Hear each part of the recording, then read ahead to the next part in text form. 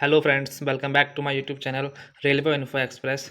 तो आज मैं इस वीडियो में आप लोगों को बताऊंगा जितने भी ग्रुप डी एम्प्लॉयज़ जब ज्वाइनिंग करते हैं तो उनकी फर्स्ट मंथ की जो सैलरी होती है वो कितनी बनती है डिफरेंट डिफरेंट सिटीज़ के हिसाब से। तो सबसे पहले हम लोग बात करते हैं एक्स कैटेगरी सिटी की। तो बेसिक पे आप लोगों का स्टार्टिंग में 18,000 रहता है और जो डी ए रहता है वो डिफरेंट डिफरेंट मतलब चेंज होता रहता है एवरी 6 मंथ्स। अभी करंट जो डी ए चल रहा है आप लोगों का 58% डी ए चल रहा है। तो यहाँ पे ये आपका 58% अगर आप कैलकुलेट करेंगे 18,000 का तो ये निकल कर आएगा 10,440। उसके बाद आपका आता है HRA हाउस रेंट अलाउंसेस। तो करंटली जो हाउस रेंट अलाउंस चल रहा है एक्स कैटेगरी सिटी में 30% है। तो उसके हिसाब से जब आप कैलकुलेट करेंगे 30% तो ये आपका 5,400 निकल कर आएगा। तो इसके बाद आप लोगों को मिलता है ट्रांसपोर्ट अलाउंस। ट्रांसपोर्ट अलाउंस जो मिलता है वो आपको दो कैटेगरी में डिवाइड किया गया है। तो उसमें फर्स्ट कैटेगरी आपकी आती है बिग सिटीज़, वहाँ पे 1325 प्लस डीए मिलता है। सेकंड आती है अदर देन बिग सिटीज़, वहाँ पे 900 प्लस डीए रहता है। तो मोस्टली जो मेट्रो सिटी मतलब एक्स कैटेगरी में सिटीज़ आती है वहाँ तो 1325 ही आपको मिलता है प्लस डीए। इसके अलावा जब वाई कैटेगरी में कुछ सिटीज़ ऐसी हैं जहाँ पे आपको 1325 मिलेगा और कुछ सिटीज़ ऐसी हैं जहाँ पे आपको 900 प्लस डीए मिलेगा। तो अभी हम बात कर रहे थे एक्स कैटेगरी सिटी के ट्रांसपोर्ट अलाउंस की। तो यहाँ पे जो आपका कैलकुलेशन होगा ट्रांसपोर्ट अलाउंस का 1325 प्लस 1325 इंटू 58% जो आपका डीए चल रहा है। तो ये आपका टोटल निकल के आएगा 2,093 रुपये।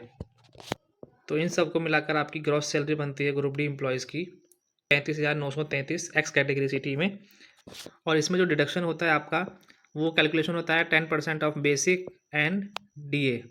जितना भी आपका बेसिक प्लस डीए बनेगा उसका 10% आपका एनपीएस के लिए डिडक्शन होता है। तो इसमें जो आपकी सैलरी नेट पे निकल के आती है 33,089 रुपीज़ एक्स कैटेगरी सिटी में।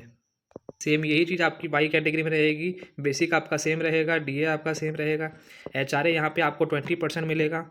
और तो जैसे कि मैंने अभी आपको बताया था जो ट्रांसपोर्ट अलाउंस आपको मिलता है वो कुछ जो वाई कैटेगरी की सिटी है वहाँ पे तो आपको 1325 प्लस डीए मिलेगा और कुछ सिटीज़ ऐसी हैं वहाँ पे 900 प्लस डीए रहेगा।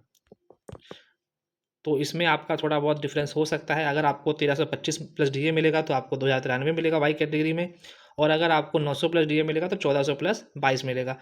तो अभी मैंने इसको 900 प्लस डीए मान के ही कैलकुलेशन किया है क्योंकि जो वाई कैटेगरी की जितनी भी मोस्टली सिटीज़ हैं वहाँ पे आपको 900 प्लस डीए ही दिया गया है। तो इसके हिसाब से आपका जो ग्रॉस बनता है 33,462 रुपये बनता है।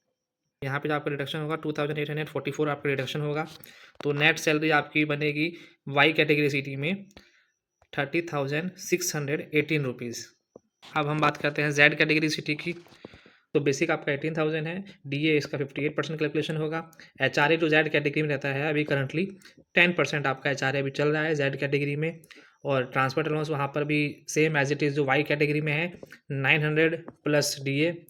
तो इन सबको मिलाकर के जो आपका ग्रॉस बनता है जेड कैटेगरी में 31,662 और डिडक्शन आपका होगा 2,844 रुपीज़।